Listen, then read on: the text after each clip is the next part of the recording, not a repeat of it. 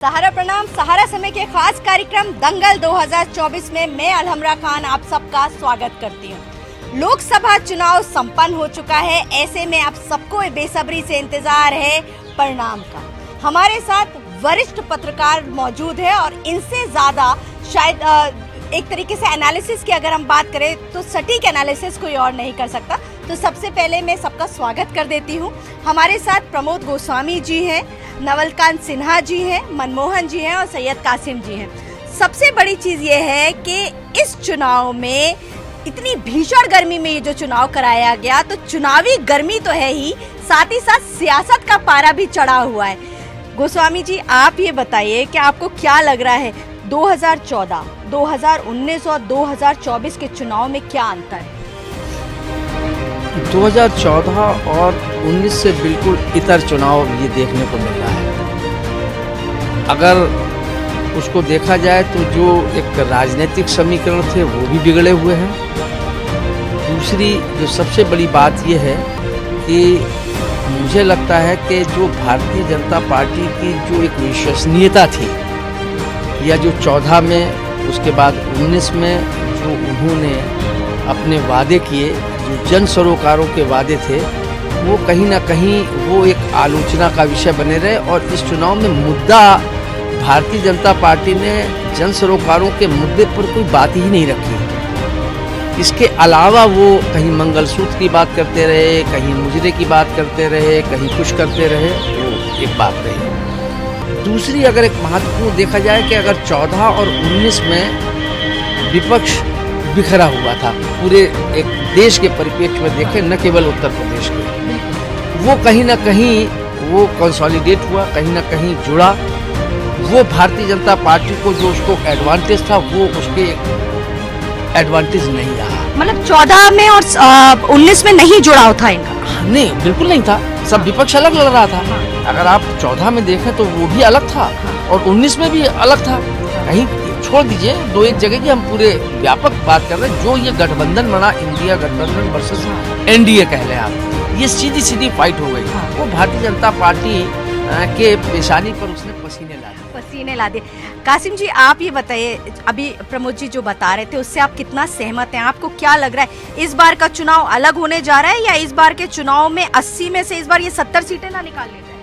देखिए अलमीरा, ऐसा है कि प्रमोद जी ने जो कहा कि इस बार विपक्ष बिखरा हुआ नहीं था, एक था, तो मैंने थोड़ा सा गौर, इतनी देर में मैं इसको गौर करने लगा। मुझे लगता है कि कांग्रेस के जो एलाइज थे वही एलाइज इस बार भी। एक अखिलेश यादव ऐड हुए, ममता अलग लड़ रही हैं, केजरीवाल दिल्ली में मुस्लिम वोटों की मजबूरी में कांग्रेस के साथ 2 सीटों पे समझौता करके बैठे हुए। बाकी जगहों पे वही स्थिति है जो आपने पहले देखी है। शरद पवार पहले भी कांग्रेस के एलाइज थे, अभी भी हैं। शिवसेना उनके साथ थी, अभी भी हैं। मध्य प्रदेश में कोई एलाई बढ़ा नहीं, राजस्थान में कोई एलाई आया नहीं। जयंत चौधरी होते थे, भारतीय जनता पार्टी के साथ जा रहे थे, एक कम हो गया राजस्थान में, पहले जयंत उनके साथ होते थे। उसके बाद आप आएंगी छत्तीसगढ़ में कोई एलाइज बढ़ा नहीं, ना कोई मोर्चा, ना कोई, जैसे कांग्रेस अकेली थी वैसे ही, तो कोई बड़ा परिवर्तन नहीं आया। हाँ, ये जरूर हुआ कि इस इलेक्शन में जो चीज दिखाई दी है 14 और 19 से इतर, वो ये है कि पब्लिक रोष जो थी, मोदी है तो मुमकिन है कहने वाले लोगों में कमी आई। दूसरी चीज ये हुई कि कास्ट इक्वेशन जो है वो बीजेपी का बिगाड़ा विपक्ष ने। अब वो कितना बिगड़ा है ये देखने वाली बात होगी। 3 चरणों तक अगर आप देखेंगी तो तीसरे चरण तक आपको चुनाव बड़ा शांत दिखाई दिया। चौथे चरण से वोकल हुआ, वोकल होना शुरू हुआ वहां से जहां यादव के साथ मुसलमान जुड़ गए। मैं अक्सर कहता हूँ नवलकांत भाई के साथ भी, प्रमोद जी के साथ भी, कि शाहजहांपुर के उस तरफ यादव नहीं है। सहारनपुर तक आप चले जाइए, यादव इतना नहीं है कि किसी एक मेयर का डिसाइडिंग नहीं है। पार्लियामेंट तो बहुत बड़ी चीज होती है। जैसे ही ये यादव में आया तो फिर वोकल होने लगा। तो जैसे उसके बाद चौथे 5वें चरण में और यादव हो गया, और यादव हो गया, पश्चिम आते आते और यादव हो गया, तो यादव मुसलमान तो इतना बढ़ गया चुनाव कि लग रहा है कि एक तरफा चुनाव हो रहा है। मेरा असेसमेंट ये है, पहले राउंड में मैं ये बात कहूँगा कि या तो अगर हवा है जो मोदी के पक्ष में 14 में थी, मोदी के पक्ष में 19 में थी, वैसी हवा अगर इंडिया गठबंधन के पक्ष में है तो भारतीय जनता पार्टी यूपी में बहुत बुरी तरह हारेगी। वो नजर नहीं आता। 14-19 आप जरूर याद रखिएगा, 22 भी याद रखिएगा। 14 में मोदी के वोट प्रतिशत 41 के करीब आसपास था, आसपास। 2019 में जो सपा बसपा गठबंधन हुआ तो 50 पहुंच गया, 9% बढ़ गया, इतना बड़ा गठबंधन, उसके बाद वोट प्रतिशत 50। मैं 50% में 10% की गिरावट फिलहाल नहीं देख पा रहा हूँ। जब ओम प्रकाश राजभर भी उधर चले गए, दारा सिंह चौहान उधर चले गए, उसके बाद क्या कहते हैं जयंत चौधरी भी उधर चले गए, पल्लवी पटेल भी अलग हो गई। ये सारे लोग जो 22 में अखिलेश के साथ थे, इतने लोग अखिलेश यादव को छोड़ गए। मुस्लिम वोट कंसोलिडेट हुआ है। लेकिन पिछड़ों में अगर ये कह दिया कि सुल्तानपुर में चूंकि हम निशाद लड़ा रहे हैं, पूरी यूपी का निशाद मिल जाएगा, इम्पॉसिबल। अगर हम लालजी वर्मा को अम्बेडकर नगर लड़ा रहे हैं तो उसके मतलब सारी सीटों पे कुर्मी मिल जाएगा, मैं यकीन नहीं करता। जहां पर जिस बिरादरी का कैंडिडेट लड़ा है उस बिरादरी का वोट आया है, लेकिन जहां पर वो नहीं लड़ रहा है वहां पर वो भारतीय जनता पार्टी के साथ अपने को कंफर्टेबल महसूस कर रहा है। और ये एक ऐसी चीज है जो प्रेडिक्ट करने में बड़ी मुश्किल का सामना करना पड़ रहा है। इस बार का चुनाव प्रेडिक्ट क्यों नहीं हो पा रहा है? क्योंकि देखिए 14 में भी सबको क्लियर था कि भाई बीजेपी बहुत अच्छा कर रही है, मोदी का ही आना है, 19 में भी क्लियर हो गया था, लेकिन 24 में क्लियर नहीं हो रहा है, मतलब एक क्लियरेंस मिल नहीं रही है। देखिए 24 का चुनाव जो खास तौर से यूपी की हम लोग बात करेंगे तो उत्तर प्रदेश में जो एक बहुत बड़ी पार्टी जिसको माना जाता है, जिसका जनाधार है 18% वोट का, वो है बहुजन समाज पार्टी। और वो इस इलेक्शन में बहुजन समाज पार्टी कहीं ना कहीं आइसोलेट होती हुई दिखाई देती है। चाहे आप बिजनौर से शुरू करिए, पूर्वांचल तक आप चले जाइए तो 2 मात्र ऐसी सीट मुझे दिखाई पड़ी हैं, जिसमें एक नगीना है, दूसरी घोसी, जहाँ पर बहुजन समाज पार्टी मुझे सिर्फ लड़ती हुई दिखाई पड़ रही। बाकी 78 सीट पे कहीं नहीं है। नगीना में इसलिए कह सकता हूँ कि वहाँ पे रावण चुनाव लड़े हैं और वो एक ट्रिंगुलर फाइट की मैं बात कर रहा हूँ कि 2 सीटों पे है। बाकी गिरीश उनके जाटो चुनाव लड़े हैं बुलंदशहर में आके, थोड़ा सा वहाँ पर भी है, मगर कहीं भी बहुजन समाज पार्टी चुनाव लड़ती नहीं दिखाई पड़ी। तो 14 में यूथ जो बात है कि 14 में मोदी हो रहा था और सारा यूथ नौजवान आकर के मोदी के सामने खड़ा हो गया था, उनके साथ खड़ा हो गया। 19 के इलेक्शन में जो मैं समझ पाया कि मायावती और अखिलेश यादव का गठबंधन था। 25 साल की दुश्मनी खत्म हुई थी, अखिलेश यादव ने भी उसको खत्म किया, मायावती ने किया, मगर वो जमीन पर गठबंधन का असर उतरा नहीं। और उसमें यह हुआ कि समाजवादी पार्टी का जो वोट था वो बहुजन समाज पार्टी के कैंडिडेट को ट्रांसफ़र हुआ, मगर बहुजन समाज पार्टी का वोट ट्रांसफ़र नहीं हुआ। इसकी वजह से क्या हुआ कि समाजवादी पार्टी अपने परिवार की ही सीटें जीत पाई, बाकी बहुजन समाज पार्टी 10 पे चली गई, 0 से 10 पे चली गई। ये धीरे धीरे जो पिछले विधान परिषद का चुनाव हुआ जिसमें अम्बेडकर को, भीमराव अम्बेडकर को एमएलसी कैंडिडेट बनाया मायावती ने, राज्यसभा के चुनाव में भाजपा का समर्थन किया, इससे पिछले 2 से ये बात संदेश जाने लगा कि मायावती कहीं ना कहीं भारतीय जनता पार्टी के नज़दीक है। तो ये आम पब्लिक ने मान लिया कि मायावती जी भाजपा के करीब हैं कहीं ना कहीं से, और देश में यदि सरकार बनने और उसकी भी स्थिति आएगी तो मायावती उतनी सीटों पर नहीं जा पाएंगी कि सरकार बना सके। बिल्कुल नवल जी, मेरा सवाल सबसे पहला यही है कि देखिए 14-19 का चुनाव अलग था, 24 का चुनाव बिल्कुल अलग है इस बार, क्योंकि हम लोगों ने भी कई जगह पे जाके कवरेज किया, आप भी गए होंगे। आपको क्या लग रहा है जनता 24 के चुनाव को किस तरीके से ले रही है और देख रही है? देखिए हर चुनाव एकदम नया चुनाव होता है। हम लोग जो चर्चा करते हैं ना कि हवा, तो हवा 2 तरह की होती है। एक होता है कि किसी को लाना है, जैसे कि 14 में हुआ कि नरेंद्र मोदी को लाना है। एक हवा होती है कि इनको हटाना है, जैसे कि 77 के चुनाव में हुआ था कि इंदिरा गांधी को हटाना है।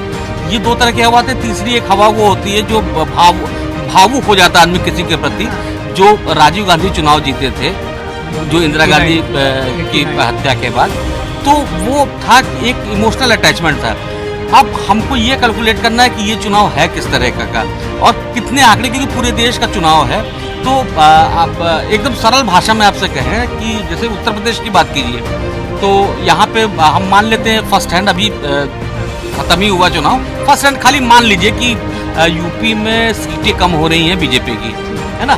तो अगर बीजेपी की ये मान लें कि 15 सीटें कम हुई, तो 15 सीटें एक्चुअली कम नहीं हुई, उनकी 5 सीटें कम हुई, क्योंकि 10 तो बसपा की ऑलरेडी पहले कम थी। तो वो अगर हट जाएंगी और 5 बढ़ जाएंगी तो देश के स्तर पे बहुत फर्क नहीं पड़ने वाला, क्योंकि ये माना जा रहा है, दिख भी रहा है कि जिस तरह से बंगाल में सीटें बढ़ रही है। बंगाल में सीटें क्यों बढ़ रही हैं? पिछली बार उनकी 18 सीटें थी, और 18 सीटें तब थी जब उनकी विधानसभा में केवल 3 विधायक हुआ करते थे।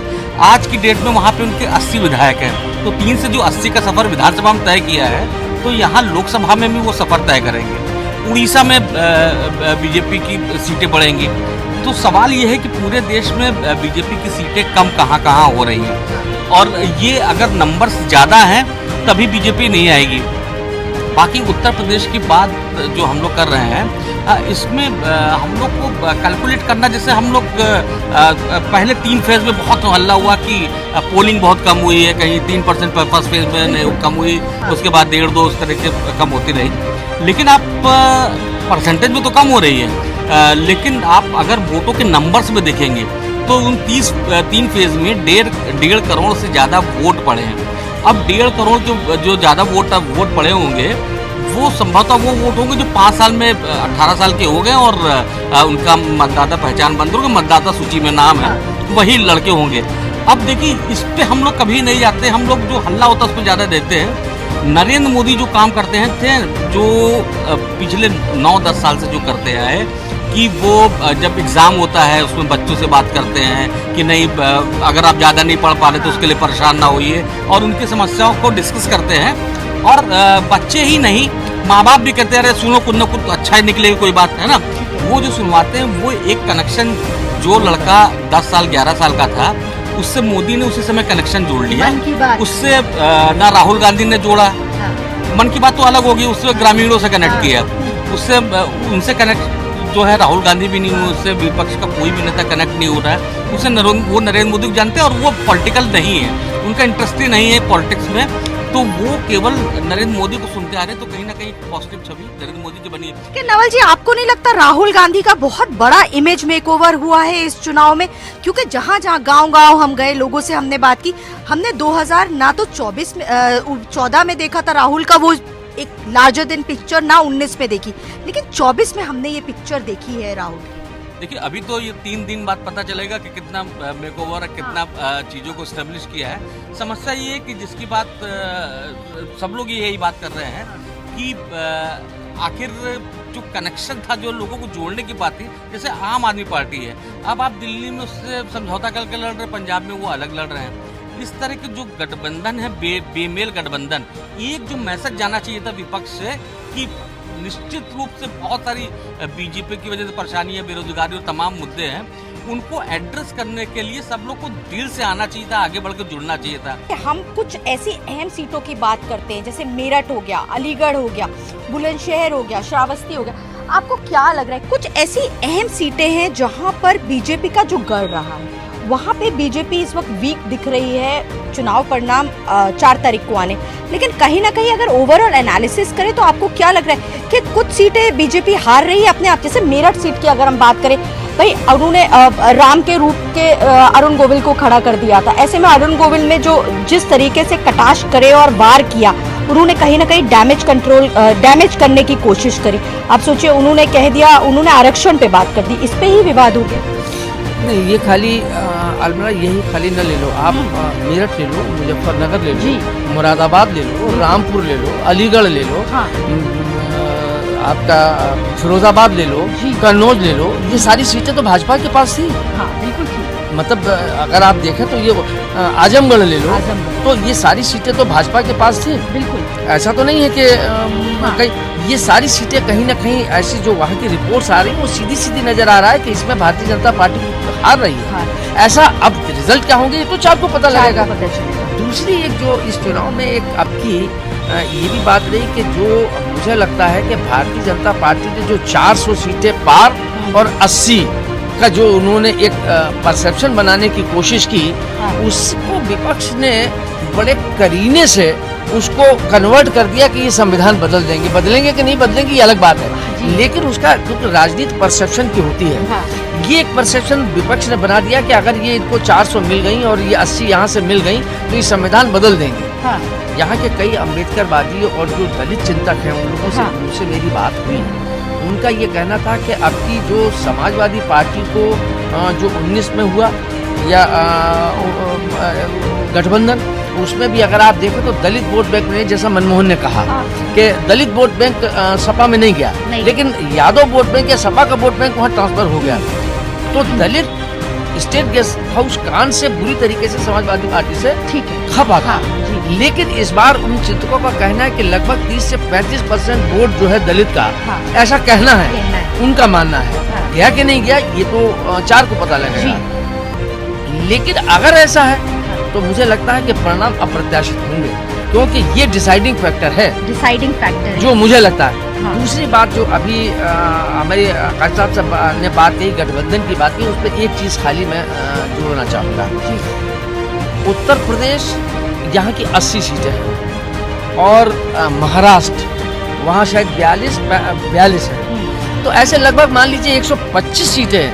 लोकसभा की 125 सीटों का गठबंधन जो है वो बहुत इम्पोर्टेंट गठबंधन है। उस गठबंधन को 125 सीटों के गठबंधन को आप हल्के ढंग से नहीं ले सकते हैं। बाकी आप मध्य प्रदेश चले जाए, राजस्थान चले जाए, हिमाचल चले जाए, वहाँ तो सीधा सीधा कांग्रेस और भाजपा गिरा हुआ, क्षेत्रीय दलों का कोई मतलब ही नहीं है। अगर आप बिहार आ जाएं तो बिहार में वहाँ तेजस्वी हैं, जबकि जो नीतीश कुमार का था वो कभी इधर कभी उधर, लेकिन अब की नीतीश कुमार साहब का वहाँ बुरी तरीके से वो एक्सपोज हो गए।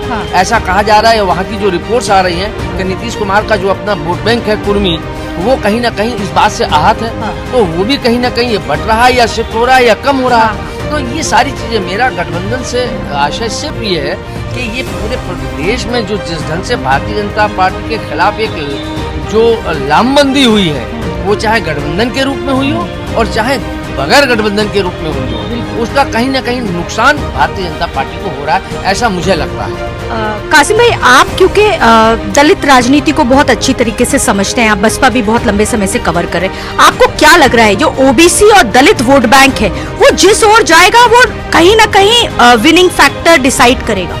बिल्कुल सही कह रहे हैं प्रमोद जी ने कहा। एक ये चीज़ 2019 के इलेक्शन के बाद से ही शुरू हो गई।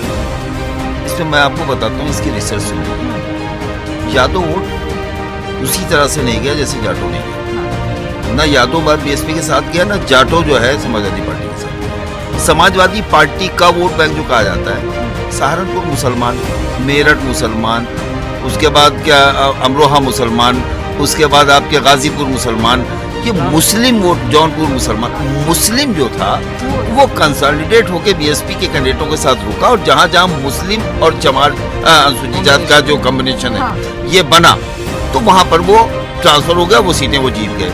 यादव कहाँ नहीं हुआ? सुल्तानपुर, रामकुमार यादव हत्याकांड, साफ सा मामला था जिसको लेकर सोनू सिंह से विवाद था वहाँ यादवों का। उसी कैंडिडेट ने, कमला यादव, जो अभी भारतीय जनता पार्टी में चली गई सोनू के ज्वाइन करने के बाद, फिर कमला यादव आजाद लड़ी, 15,000 उनको वोट मिले, 14,500 से सोनू सिंह हार गए, एक सीट यादव वोट नहीं मिला। मछली शहर यादव वोट बहुजन समाज पार्टी के कैंडिडेट को नहीं मिला। उसके बाद इसी तरह से आप दूसरी जगहों पे पहुंचेंगे, तमाम ऐसी सीटें जहां यादव वोट ट्रांसफर नहीं हुआ। ऐसे ही आगरा से लेके इस वाली बेल्ट में जाटो वोट, जाटो और यादव का एक ऐसा विवाद है। मैं इस इलेक्शन में इसी बात पे तो मैं हंसता हूँ नवल भाई, और आप एससी चला गया, जो लोग अपनी दलील रखते हैं, तर्क रखते हैं, तो मैं उनसे एक सवाल करता हूँ कि मायावती 19 में डिम्पल यादव का हाथ उठा के कह रही थी कि इसे वोट देना है, डिम्पल यादव हार गई, दलितों ने, जाटों ने नहीं दिया। मायावती जाके धर्मेंद्र यादव के बदायूं में कह रही थी कि जिताना है, उन्होंने वोट नहीं दिया, जाटों ने, धर्मेंद्र हार गए, डिम्पल हार गई। और इस बार मायावती को अखिलेश यादव गाली दे रहे हैं, अखिलेश यादव को मायावती कर जा रहे हैं, और उसके बाद जाटो वोट जा रहा है। कहाँ की बातें कर रहे हैं? मायावती गई कहाँ? मायावती इस पूरे चुनाव में कहीं नहीं दिखी। देखिए, नहीं मुझे मायावती का लोन पॉलिटिशियन, अखिलेश और राहुल गांधी से ज्यादा रैलियां मायावती ने यूपी में की। नवल जी, आप इससे आप ये मानते हैं मायावती आपको कहाँ दिखी? आप देखिए, मायावती की पॉलिटिक्स एकदम अलग है, और मायावती निश्चित रूप से जिस तरह से एड्रेस करती थी उसी तरह एड्रेस करती नहीं, बल्कि आकाश की जो रैलियां थी, आकाश का जो पद था उसको हटाया, और मायावती को लिखा कि आकाश से काम नहीं बनेगा, और वो जिस तरह के बयान कर रहे थे वो मुसीबत पैदा करेंगे। तो मायावती खुद निकली। मायावती की पहचान, मायावती की पहचान जो रथ यात्रा होती है और इस तरह के जो रोड शो होते हैं उससे है नहीं। 19 में समाजवादी पार्टी ने मिलकर के चुनाव लड़ा था, 10 सीटें लेकर आई। वही मैंने पहले भी बोला था, कासिम जी बात कह रहे हैं, वे सब हो सकता है।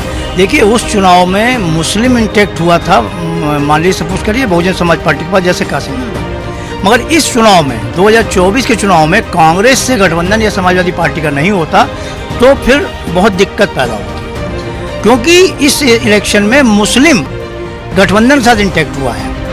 और 28 सीटें मेरी समझ से आता है पश्चिम से लेकर पूर्वांचल तक जो मुस्लिम डोमिनेटेड सीट हैं, जहां मुस्लिम वोट जो है इफेक्ट डालता है। इस चुनाव में सबसे बड़ी जो चीज हुई है वो नैरेटिव विपक्ष तय करने में, अपनी पिच पे खिलाने भारतीय जनता पार्टी तय, जिसमें आरक्षण और संविधान संशोधन ये बड़ा मुद्दा बना है। और आरक्षण हमारा खत्म कर देंगे, इससे पिछड़ी जाति और दलितों का गया, और संविधान हमारा खत्म कर देंगे, इस बात को लेकर दलितों ने उसको अपने उसमें अहम से जोड़ लिया है। और शायद यही वजह है कि जैसा कि एक बड़ी तादाद में मैं आपको बता रहा हूँ कि 2022 में जो दलित भारतीय जनता पार्टी के साथ चला गया था लाभ लेने के लिए कि हमको मकान मिल गया, राशन मिल गया, वो संविधान बचाने के लिए इस चुनाव में जो बात चर्चा आ रही है वो कहीं ना कहीं समाजवादी पार्टी और कांग्रेस गठबंधन से जुड़ा है। बड़ा टर्निंग पॉइंट है गोस्वामी जी कि जो बात आ रही है, आरक्षण बचाओ वाली बात आ रही थी, है ना, संविधान बचाओ वाली बात आ रही थी। दलित जो वोटर है, क्योंकि मैं जब आजमगढ़ गई, मैंने बहुत लोगों से बात किया, इंटरैक्ट किया, वो कहीं ना कहीं संविधान, वो कहते हैं बाबा साहब का संविधान, तो उससे जुड़ा हुआ है। इसमें प्रमोद जी के अलावा मैं एक चीज ऐड करूँ, प्रमोद जी पूरा जवाब देंगे। मजाकन में एक बात बताऊँ, शेड्यूल कास्ट में सबसे अवेयर कोई कौम अगर है आरक्षण को लेकर, अपने संविधान को लेकर, अपने SC/ST एक्ट को लेकर, तो वो जाटो अनुसूचित जाति। ना इतना खटीक इसमें एक्टिव है, ना इसमें पासी एक्टिव है, ना अनुसूचित जात में आपको वाल्मीकि इसमें एक्टिव मिलेगा। और उसका कहना है कि अखिलेश यादव ने रिजर्वेशन में प्रमोशन बिल फाड़ा, नंबर 1 समाजवादी पार्टी ने। नंबर 2 जो हमारा आरक्षण में ठेका था, ठेके में आरक्षण समाजवादी पार्टी ने खत्म किया। यूपी के जितने जिले मायावती ने बनाए थे महापुरुषों के नाम से, सारे जिले अखिलेश यादव ने खत्म करके उनके नाम बदल दिए। जितने जिले, शाहू जी महाराज, हद यह है कि मेडिकल कॉलेज का नाम KGMU से शाहू जी महाराज मूर्ति बड़ी लगी हुई देख लें, वो मायावती ने रखा, उसका नाम भी KGMU कर दिया। और इसको फखरिया अखिलेश यादव बयान करते हैं। मैं आपको बताऊं बड़ी जिम्मेदारी के साथ, जैसे आपने नगीना की बात की, मैं थोड़ा सा करेक्ट कर दूं, हो सकता है आप चूंकि इधर के उधर की ना जानते। नगीना रिजर्व सीटों में इकलौती सीट है जहाँ 50+ मुस्लिम है, 20- SC है।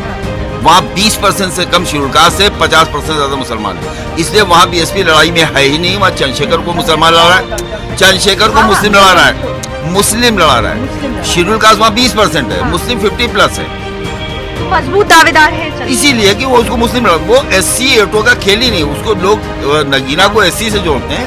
वो नगीना 51% मुस्लिम है और 21% शेड्यूल कास्ट है। तो इससे आप अंदाजा लगा लेंगे वो शेड्यूल कास्ट का खेल वहाँ नहीं है। आपको क्या लग रहा है सर, जो सवाल पे मैं फिर आऊंगी कि एक बहुत इंपॉर्टेंट सवाल है कि इस बार देखिए आरक्षण बड़ा मुद्दा बन गया, संविधान बचाओ बड़ा मुद्दा बन गया। आलमा देखिए 2 चीज़ें, अगर आप 14 के बाद से देखें तो भारतीय जनता पार्टी ने जो सोशल इंजीनियरिंग करी, उसमें कहीं ना कहीं BSP का जो दलित वोट बैंक था उसका भी कुछ वोट बैंक अपने में ले लिया, पिछड़े अति पिछड़ों को भी उसने ले लिया, खाद्यान्न था उसका भी उसको एडवांटेज मिला। लेकिन जो ये आरक्षण का मुद्दा जो आपने कहा, आरक्षण का मुद्दा और ये संविधान का मुद्दा, जैसा भी कासिम साहब ने कहा कि ये सारी चीज़ें समाजवादी पार्टी ने, चाहे गेस्ट हाउस कांड हो, जोड़ रहा हूँ, और चाहे वो KGMU का नाम बदलने का हो, चाहे जिलों का नाम बदलने के बाद भी तो नाराजगी के उनके लिए बाबा साहब का संविधान, इन सारी चीजें बहुत छोटी चीज है, वो बहुत बड़ी चीज है। मुझे लगता है वही आधार है और यही लॉजिक उन चिंतकों का कहना है कि दलित समाज के लिए बाबा साहब से ऊपर कोई चीज है, न गेस्ट हाउस कांड है, न वो है, जो वो बाबा साहब को अपना आइकॉन मानते हैं। तो अगर बाबा साहब का संविधान बदल जाएगा तो हमारी पहचान बदल जाएगी। तो अपनी इस पहचान के लिए आपकी जो भाजपा के में कुछ वोट बैंक जाता भी था वो रुका, और बाकी जो बसपा में चला जाता, जो त्रिकोणीय संघर्ष की जो स्थिति बन रही थी कि बसपा खड़ी है, इधर इंडिया गठबंधन, उधर NDA, तो जो उसका लाभ मिले कि दलित वोट बैंक अगर बसपा में चला जाए तो फिर भारतीय जनता पार्टी के लिए रास्ता क्लियर है। तो ये आपस में फिर वही 3 पहाड़ हो जाएंगे। वो एडवांटेज जो है मुझे लगता है कि वो उत्तर प्रदेश में सबसे ज्यादा भारतीय जनता पार्टी को नुकसान दे रहा है, और यही नहीं, इसका प्रभाव पूरे देश में और महाराष्ट्र में विशेष रूप से देखने को मिलेगा। बिल्कुल, देखिए ये बहुत बड़ा सवाल उठता है कि अगर उत्तर प्रदेश में 80 में से 25-30 सीटें भी गठबंधन लेकर के आ जाता है, एक अनुमान लगाया जा रहा है, तो इसका असर देखिए पूरी नॉर्थ में पड़ेगा, चाहे आप वो हरियाणा ले लीजिए, दिल्ली ले लीजिए, है ना। तो अलविदा आप मतलब मैं खाली एक छोटी सी बात कहना चाहता हूँ, मैं ये मान लूँ कि एक सीट ही कम हो रही है। आप उत्तर प्रदेश ले लीजिए, राजस्थान कम हो रही है, मध्य प्रदेश चाहे एक कम हो रही है, आप महाराष्ट्र में कम हो रही है, बंगाल में कम हो रही है, दिल्ली में कम हो रही है, हिमाचल में कम हो रही है, मैं मानो एक एक सिटी कम हो रही है। सवाल ये है कि ये आउटगोइंग हो रही, इनकमिंग कहाँ से हो रही है? इनकमिंग कहाँ से हो रही है? देखिए दो मैं कहना चाहूँगा एक चीज आई थी 10 में कह दूँ, हाँ मुस्लिम डोमिनेटेड सीट की बात आई, ठीक है 14 आप याद कीजिए, हाँ सारी वो सीटें जहाँ 50% मुस्लिम है, भारतीय जनता पार्टी ने जीती, सारी बिजनौर जीती, नगीना जीती, सहारनपुर जीती, मेरठ जीती, मुरादाबाद जीती, अमरोहा जीती, संभल जीती, रामपुर जीती, रामपुर जीती, सारी मुस्लिम डोमिनेटेड सीटें बीजेपी ने जीती हाँ। हैं 2014 में। 2009 में समाजवादी पार्टी के जितने एमपी जीते थे उसमें 0 मुस्लिम था, 0 मुस्लिम। ये जो उनका ट्रैक रिकॉर्ड में बता, 2019 में 14 में 0 मुस्लिम था, 19 में 6 मुस्लिम जीत के आता है। सवाल सब लोग ये जरूर कर रहे हैं कि क्या बीएसपी के 10 एमपी बचेंगे नहीं बचेंगे। मेरा सवाल हर चैनल पे होता है, क्या 6 मुसलमान में 6 मुसलमान बचेंगे नहीं बचेंगे? 6 मुसलमान बचेंगे कि नहीं बचेंगे?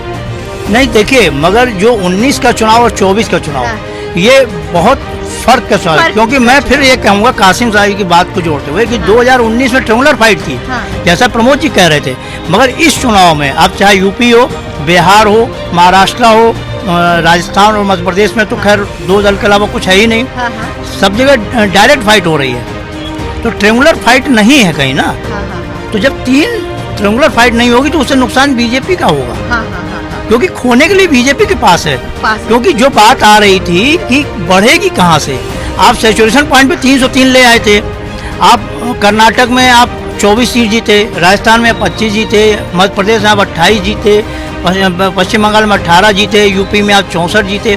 तो अब आप मान लीजिए घटेगी ना, 2-2, 4-4 भी घटेगी, तो आप बढ़ा कहाँ से रहे हैं कि 400 पार का जो आपने नारा दिया, जो प्रमोद जी ने बात कही, मैं उसी बात को कह रहा हूँ। और यूपी का चुनाव ये 1-to-1 लड़ाई से बीजेपी को नुकसान हो रहा है। और जो बात अभी ये कह रहे हैं कि जो अभी आपने कहा नवल जी ने कि 15 घटेंगी, मान ली 15 64 में से घटेंगी, तब तो नुकसान है ना, 30 का नुकसान हो जाएगा जी हाँ। तब तो आप 20 उस पर आ जाएंगे ना।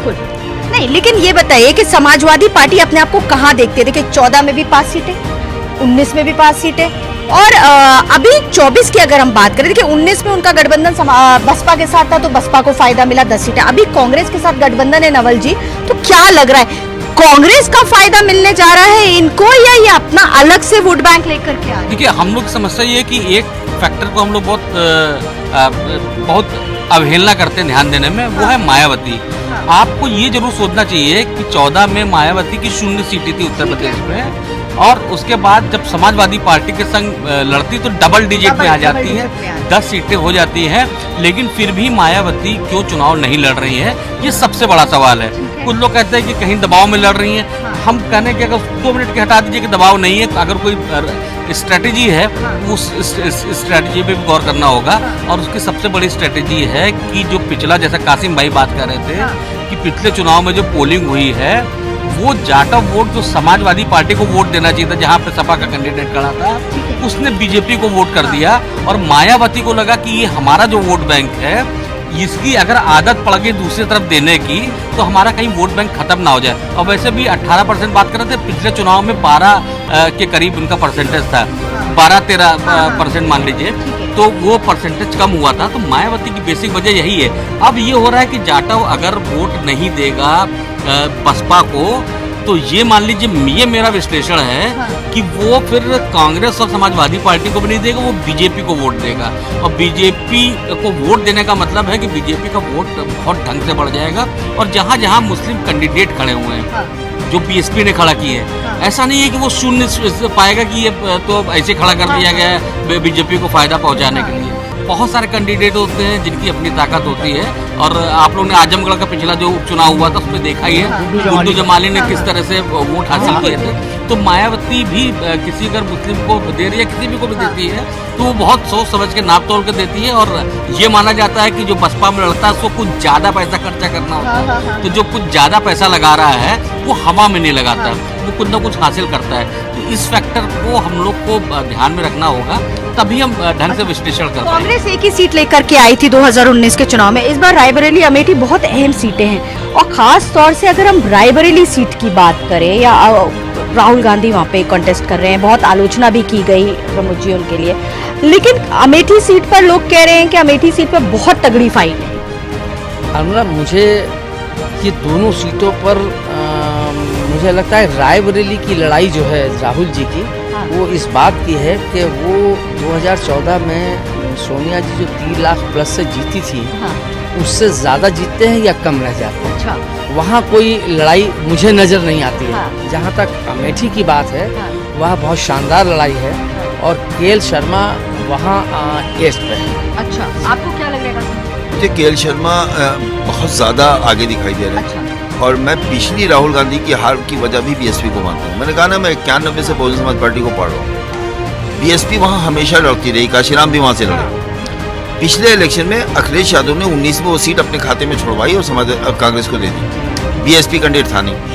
आप बस मुझे एक संक्षेप में ये बता दीजिए, क्या लग रहा है अमेठी रायबरेली सीटें कहाँ जा रही है? दोनों कांग्रेस को लग रही है मुझे तो स्पष्ट तौर से, क्योंकि स्मृति ईरानी का जो व्यवहार है, वो व्यवहार भी कहीं ना कहीं उनके इसमें व्यवधान पैदा करता हुआ नजर आया। और के.एल. शर्मा 40 साल से अमेठी में काम करते रहे, और प्रियंका ने जिस तरीके से वहाँ पर जाकर के जम करके काम किया है। क्या प्रियंका के नाम पे वोट है? वो गांधी परिवार के नाम पर वोट है। देखिए, रायबरेली की सीट तो जैसा प्रमोद जी ने कहा कि रायबरेली की सीट जो है वो वहाँ पे मार्जिन है कि अगर सोनिया गांधी से ज़्यादा वोटों जीतते हैं तो माना जाएगा। अमेठी की बात में मैं सबसे डिफर कर रहा हूँ, क्योंकि मुझे वहाँ पे के.एल. शर्मा की लड़ाई नहीं दिख रही है, मुझको स्मृति ईरानी को हराने की लड़ाई दिख रही है, और वो सबसे बड़ी चुनौती है।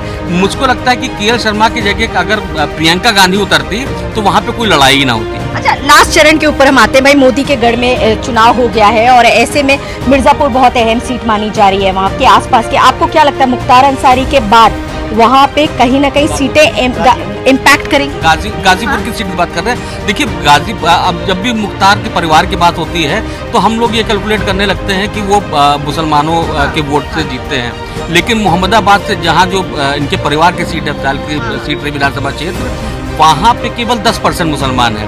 तो उनके परिवार ने या मुख्तार अंसारी के परिवार ने, अब्दाल ने वहाँ पे राजनीतिक रूप से बहुत तगड़ी पकड़ बना रखी है। और वहाँ के जो समीकरण हैं, जब भी मनोज सिन्हा 1-2 बार जीते हैं, वो समझ लीजिए कि उनके खिलाफ विरोध में लोग खड़े हुए और कुछ पक्ष पे जो बैलेंस होता है जातियों का समीकरण, उसी में जीते थे। अनुप्रिया पटेल का क्या हुआ? देखिए, अनुप्रिया पटेल को कुर्मी वोट जो वहाँ पर है मिर्जापुर में, वो इंटैक्ट है, उनके साथ रहेगा। मगर एक बात ये आई है, अब ये नतीजा 4 को जब आएगा तो पता चलेगा कि राजा के खिलाफ जो उन्होंने प्रतापगढ़ में जाकर के जो बात कही, और राजा ने फिर एक राजा भैया ने जो कॉल दिया कि अब हम मिर्जापुर चलेंगे, और मिर्जापुर में तो जो उनके लोग हैं वो मिर्जापुर में जाकर के अनुप्रिया को हराने के लिए, जैसा कि उन्होंने ऐसी बात कही। अब नतीजा क्या होगा वो 3 दिन बाद। ये बहुत अहम है। मनमोहन ने बिल्कुल ठीक कहा, वहाँ इंटैक्ट है उनका जो वोट है, पटेल वोट कुर्मी वोट है, वो इंटैक्ट है। लेकिन राजा भैया को जो उन्होंने एक वहाँ कह दिया कि राजा जो है ईवीएम से पैदा होता है, माँ के कोख से नहीं, उस पर वो जो रिएक्ट कर गए, मुझे लगता है कि राजा भैया का वहाँ प्रभाव है। इसकी वजह से राजा भैया की नाराजगी जो है, तो एक राजनीति परसेप्शन की होती है, वो जो परसेप्शन बनाने की कोशिश की है, उससे एक लड़ाई कांटे की तो हो गई है। देखिए, उत्तर प्रदेश में प्रधानमंत्री नरेंद्र मोदी ने बहुत ज्यादा रैलियां करी और ताबड़तोड़ भाषणबाजी भी करी। और अगर हम आखिरी चरण की बात करें प्रमोद जी, तो आपने देखा कि उनका शब्दावली बदली हुई थी। कहीं ना कहीं विपक्ष ने उनको घेरा, भाई गांधी जी पर बयानबाजी करी कि उनको कोई नहीं जानता था, फिल्म देखने के बाद उन्होंने पहचाना। जो इस देश की और विशेष रूप से उत्तर प्रदेश की जो राजनीति है, उसका क्या प्रभाव होगा लोगों पर, चूंकि यहाँ कबीलाई संस्कृत की राजनीति है, इसलिए उन कबीलों पर इसका कोई बहुत फर्क नहीं पड़ता। और इंटेलेक्चुअल जो है, जो शहर तबका है, वो अपनी वोट देने बहुत कम गया है। तो मुझे लगता है इसका तो कोई, लेकिन ये बात जरूर है कि जो पढ़े लिखे लोग हैं या प्रधानमंत्री के पद पर जिस ढंग के शब्दावली का, जिस ढंग की राजनीति में बयानबाजी की गई, मुझे लगता है वो शायद उस पद का गरिमा के अनुरूप नहीं। देखिए, इम्तिहान हो गया, नतीजों का हर किसी को बेसब्री से इंतजार रहता है और दिल धक धक करता है। 4 तारीख को हर किसी का इंतजार रहेगा, हर किसी को कि आखिरकार किसके सर पे सजेगा ताज। लेकिन यहाँ पर एक संक्षेप में हम ये पूछेंगे कि उत्तर प्रदेश में इस बार कितनी सीटें आप दे रहे हैं? देखिए, मुझे ऐसा लगता है कि गठबंधन जो है वो 16 सीटें उसके पास थी। मतलब ठीक है, हाँ हाँ 22 के ऊपर में नहीं देगा। आप नहीं दे रहे, आप बताइए। अलमरा, मुझे लगता है कि अगर मैंने अपने पहले भी ये कहा कि अगर दलितों का वोट शिफ्ट हुआ है हाँ तब तो परिणाम उसके इतर होंगे, और अगर वो नहीं भी हुआ है तो मुझे लगता है कि 50 भारतीय जनता पार्टी और 30 जो है वो गठबंधन 5± आप इसमें कर सकते हैं। 50-50 है, 50-50 बोल रहे हैं आप। 50-50 है। हाँ। अब 35-55 हो सकता है, 35-45 हो सकता है, हाँ। और 50-50 क्योंकि भारतीय जनता पार्टी के लीडरानों से भी मेरी बात हुआ, और इसमें कहीं ना कहीं उन लोगों के भी मन में ये बात है। क्योंकि मैं एक बात यहाँ जोड़ना चाहूँगा कि समाजवादी पार्टी ने उत्तर प्रदेश की सीटों पर जो उसके अपने कोटे की सीटें हैं उस पर जातीय समीकरण का जो टिकट का बंटवारा किया है उसको भारतीय जनता पार्टी के लोग भी अप्रिशिएट कर रहे हैं। अच्छा। और भारतीय जनता पार्टी में जो टिकट दिए गए हैं वो जातीय समीकरण पर कहीं ना कहीं विफर कर गए, और उनके जैसे अभी पहले हम लोग बात कर भी रहे थे कि कहीं ना कहीं जाकर के ये बात आई है कि कैंडिडेट के खिलाफ भी लोग वोट करेंगे। मोदी को पसंद करें मगर कैंडिडेट को हराना है।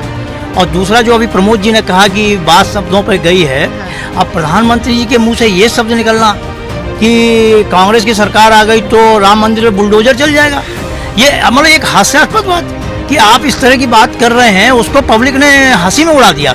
जैसे गांधी जी के लिए बात कर रहे हैं कि गांधी जी को एटनबरो और उसके आने के पहले तक कोई जानता ही नहीं था। मतलब एक महात्मा गांधी को कोई नहीं जानता इस देश में, तो फिर तो नवल जी कितनी सीटें दे रहे हैं? देखिए परिणाम तो 4 को 12 बजे तक क्लियर होगा, लेकिन आपने पूछा तो क्लियर कट बता रहा हूँ, बिना इफ बटके अगर मगर बहुत सारे हैं उसमें, लेकिन फिर भी आपने पूछा तो मैं बता ही देता हूँ 65 के ऊपर आ रही है। 65 के ऊपर आ रही है। तब तो फिर प्लस हो रही भाजपा।